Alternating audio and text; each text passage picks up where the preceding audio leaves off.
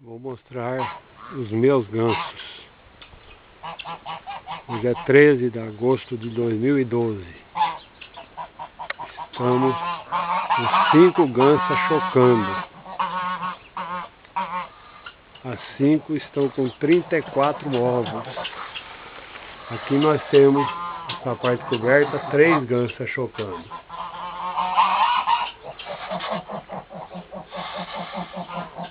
Uma, duas, 3.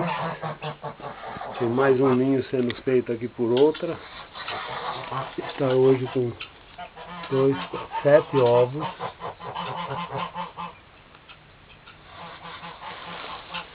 Elas botam e cobrem. E lá no fundo tem mais 2 que fez um ninho ao relento.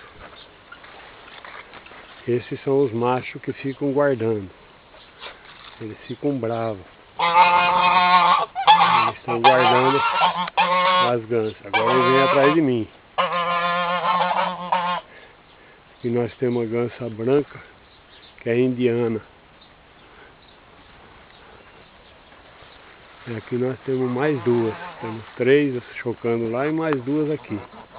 Estão embaixo num pessegueiro florido. Pessegueiro. Ainda bem que essa época não chove. Aí estão agora como defende o ninho. Está muito brava. Se eu chegar perto, avança em mim. Olha aí. O ganso macho está só na escuta. Aqui são as gansas brancas indianas. Muitos ovos são delas. E o tanque onde eles ficam.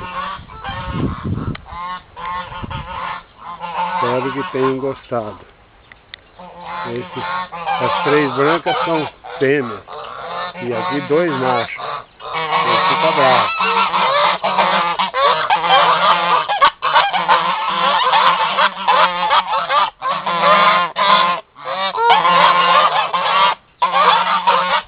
Aí vem atrás de mim, ó. Olha. Ele quer me pegar.